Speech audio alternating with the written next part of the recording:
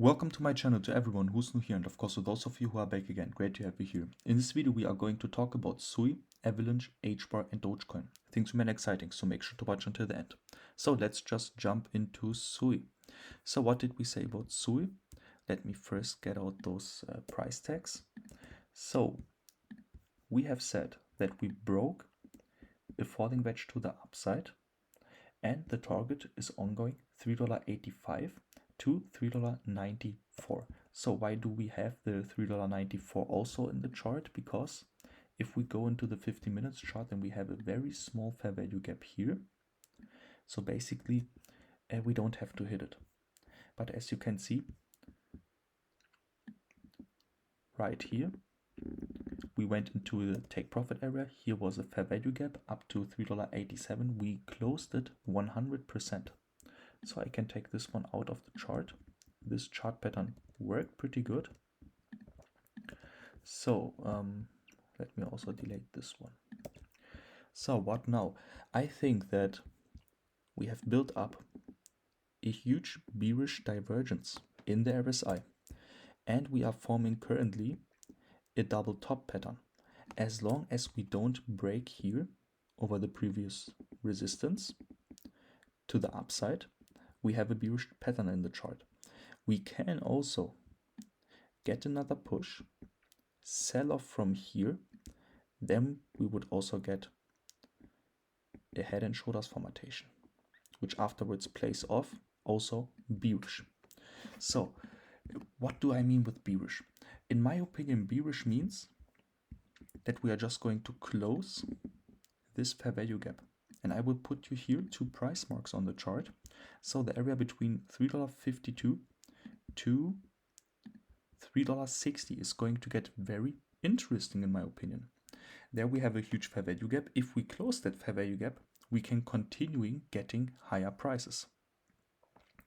But so far I don't see any kind of chart patterns which we break to the upside. The only thing which I can imagine is this one right here with an inverted head and shoulders formatation. So basically, if this is the case and we take the length of one shoulder, so let's just take the right one. This should be okay. Yeah, we also went perfectly into that target. So basically what I think is that inverted head and shoulders formatation is going to get into its maximum target. So we already hit the target of one shoulder. Now I will put the target of the whole head. The target is going to be $3.94. So what I can imagine is that we are just going to get a second retest like this, or we wick even a bit lower than that, and from here get into the $3.93.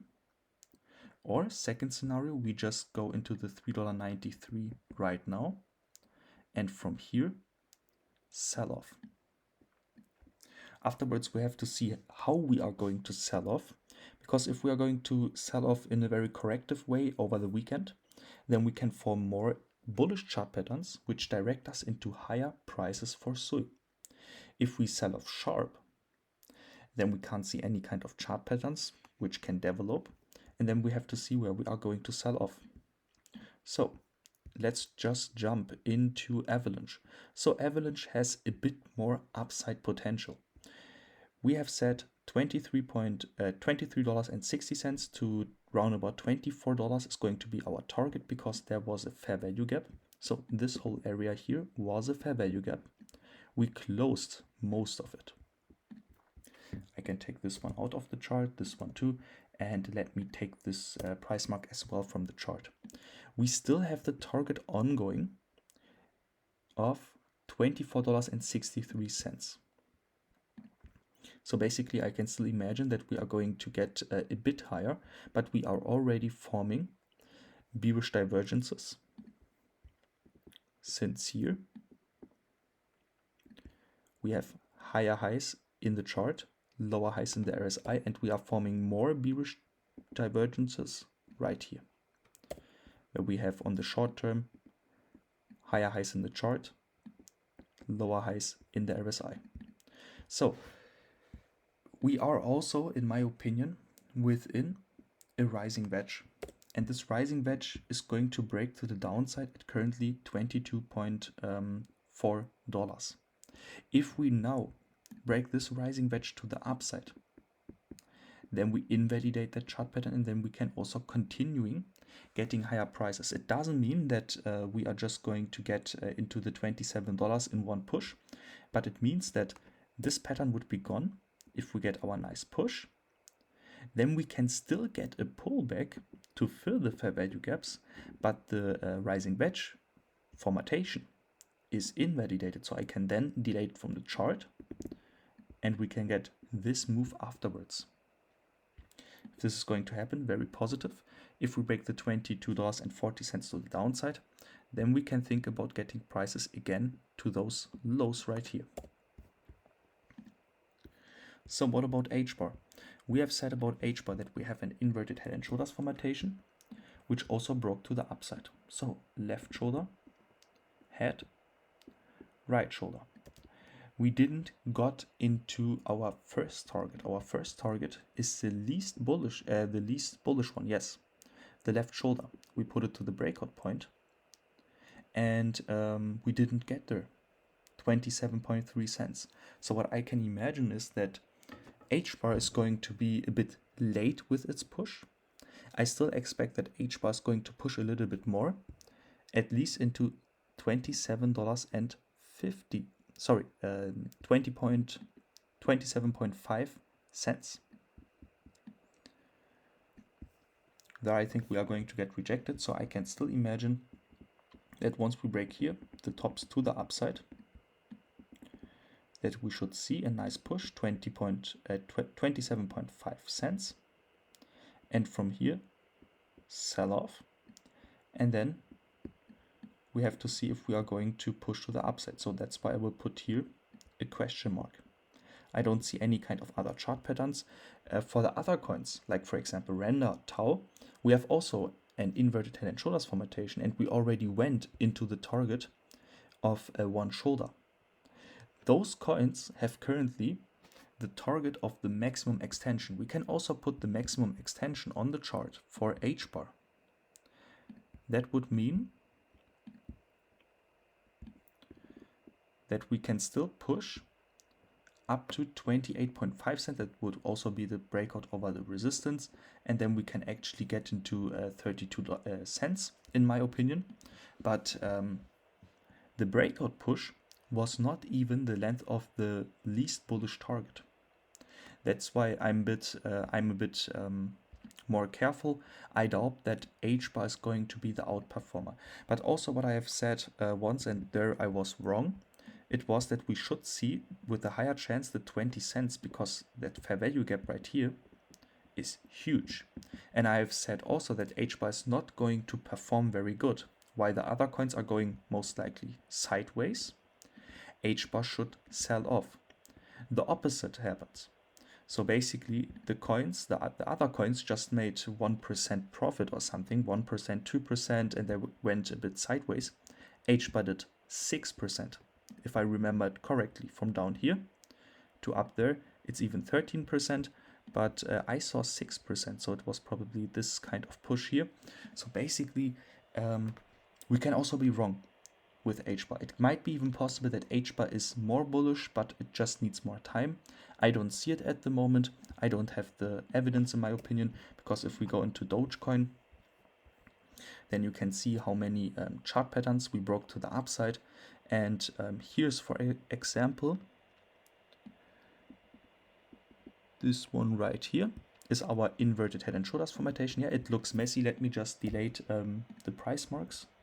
Then everything looks a bit better. So we have also set here left shoulder, head, right shoulder. We broke it to the upside. We got our retest long. We have also said that we have here in bright blue a falling wedge, broke to the upside, got its retest. Target was the 22 cents. We went there. So let me just delete this one from the chart. Yeah, you can see it. This was here the target. If I put it to the right side, then you can see we went there. So let me delete this one. We have also said that we have here in orange this falling wedge, which also broke to the upside right here, got its retest. And I've also said that I'm going to jump into a long trade and set my stop loss down below here. Here, position size increasement. I have also seen here a cup and handle formatation, so Dogecoin was very bullish. In the end of the day, the target of the left shoulder, the least bullish target, we already overshot it without getting a pullback. HBAR is somewhere here, while Dogecoin is up here. So we have to see where HBAR is going to go. If we now take the most bullish target for Dogecoin, because we already went into, and I can also take the right shoulder, this is a bit more bullish. We also went there in the target, I can tell you that. But if we take the most bullish scenario, we are also there. So basically, Dogecoin activated its inverted head and shoulders formatation perfectly, inclusively a retest. So this was a perfect trade in my opinion, where we had before the bright blue rising falling wedge, which was somewhere here. Then we had another one right here. Like we had 3 falling wedges. They all broke to the upside. They all got to its target. Now, the only target which is still ongoing is the target of that falling wedge, of that bigger one in orange. And what I can imagine is we went into the target of the inverted head and shoulders formatation, or are very close to it. Yeah, so I think this is not even a half cent what is missing here. So 23.3, we are currently at 23.17, so it's 0.15 cents, okay? This is still missing. So basically, let me take this one out of the chart. The inverted head and shoulders formatation worked very good. So I can imagine that slowly we are going to top out for Dogecoin. We have huge bearish divergences. We also got a breakout here, but this doesn't mean that we are completely bullish. It does mean that we can form another bearish divergence and from here sell off.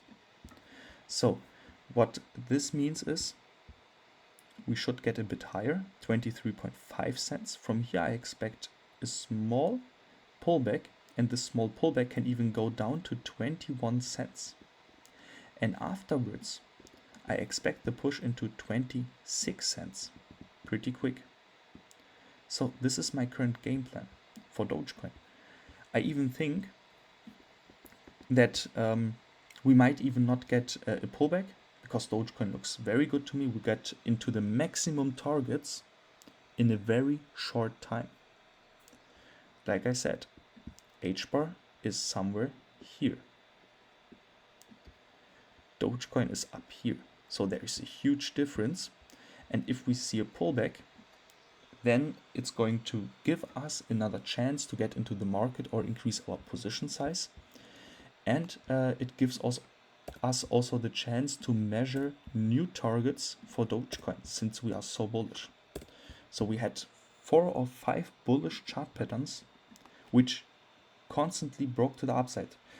The breakout of the first bullish chart pattern caused the breakout of the second one, and the second breakout caused the breakout over the third one, and the third one caused the breakout over the fourth one. So it's going to continue like that if we get more chart patterns. So here's the take profit area between 23.5 cents to 26 cents. There I would say, since we don't know where Dogecoin is heading, we have fair value gaps in that area, many of them. There is no big one. There are many in the same size. So what I have to do here is, if I want to take profits starting from 23.5 cents, then I would do it like 10% down here, maybe 10% here, 20%, 30%, and then I try to scale down my position, take profits up to 26 cents. If the 26 cents breaks to the upside, then I think we can get into the 30.5 cents, round about that number.